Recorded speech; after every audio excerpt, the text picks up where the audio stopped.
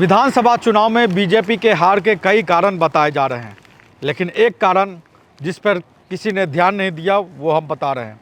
BJP के हार का सबसे बड़ा कारण कोयला क्षेत्र में उसका खराब प्रदर्शन। जी हाँ, कोयला क्षेत्र में धनबाद और गिरिडीह का जो इलाका है, धनबाद गिरिडीह बोकारो का जो इलाका है, जिसको कोयलांचल कोयला क्षेत्र कहते हैं, उस क्षेत्र में बीजेपी के खराब प्रदर्शन उसको सत्ता तक नहीं ले जा पाई।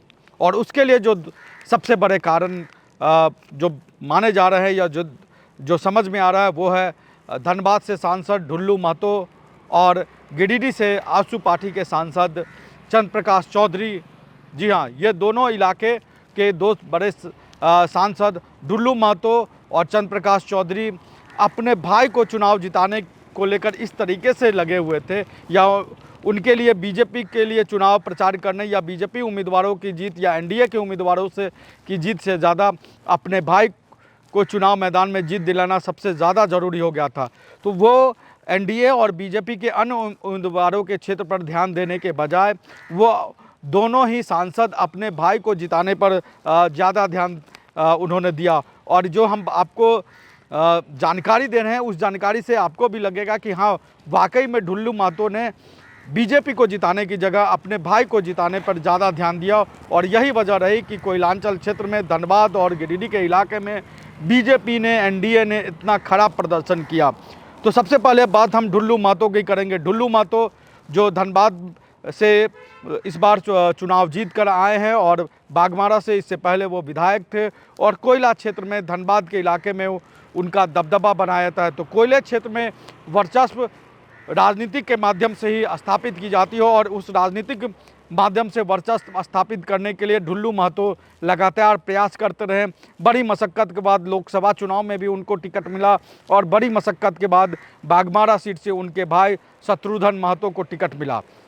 ढुल्लू महतो, हालांकि जो शत्रुघ्न महतो चुनाव लड़ रहे थे बाघमारा से, वो गिरिडीह लोकसभा क्षेत्र में आता है, लेकिन ढुल्लू महतो जिस तरीके से बाघमारा में मेहनत कर रहे थे उसका असर अब धनबाद लोकसभा क्षेत्र के अंदर आने वाले अन्य विधानसभा क्षेत्रों पे पड़ा। तो धनबाद लोकसभा क्षेत्र के अंदर आने वाले 5 विधानसभा क्षेत्रों में बीजेपी के 5 विधानसभा क्षेत्रों में से 3 विधानसभा क्षेत्रों में बीजेपी की बुरी तरीके से हार हो गई। जी हाँ, बुरी तरीके से हार गई। जो ढुल्लू महतो का कार्य क्षेत्र है, ढुल्लू महतो का इलाका है, बोकारो, सिंदरी, निरसा, धनबाद, चंदन कियारी, ये 5 विधानसभा क्षेत्रों में से 3 विधानसभा क्षेत्रों में बीजेपी के उम्मीदवार की बुरी तरीके से हार हो गई। झरिया की सीट पर मुश्किल से रागिनी सिंह जो बीजेपी की उम्मीदवार थी, बहुत मामूली अंतर से उनकी जीत हुई रागिनी सिंह की। और रागिनी सिंह की जीत के पीछे भी रागिनी सिंह की अपनी मेहनत और बीजेपी के कार्यकर्ताओं का योगदान मनाता है। खास तौर पे रागिनी सिंह ने जिस तरीके से पिछले 5-6 साल में उस क्षेत्र में काम किया, उसका असर ज़्यादा माना जाता है। तो बोकारो में बीजेपी के खाते से बोकारो की सीट छिन गई, सिंदरी की सीट छिन गई, निरसा की सीट छिन गई, चंदन कियारी की सीट छिन गई, जो 2019 में बीजेपी चुनाव जो जीत के आई थी। और इस बार इस 3 सीट का आप देख लीजिए तो 3 सीट को बीजेपी को सिर्फ धनबाद इलाके में नुकसान होता हुआ नज़र आया है। उसके बाद अगर हम बात करेंगे गिरिडीह लोकसभा क्षेत्र के, गिरिडीह लोकसभा क्षेत्र में गोमिया, गिरिडीह, बेरमो, टुंडी, बाघमारा और डुमरी, ये जो 6 विधानसभा क्षेत्र हैं, उन 6 विधानसभा क्षेत्र में जो सिर्फ बाघमारा में बीजेपी की जीत हुई। चंद्र प्रकाश चौधरी जो इस इलाके से सांसद है, आसू पार्टी के सांसद की तरफ से इस बार ही जो लगातार दूसरी बार सांसद बने हैं गिरिडीह के इलाके से, उनकी पत्नी रामगढ़ से चुनाव लड़ रही थी और भाई बड़का गांव से चुनाव लड़ रहे थे।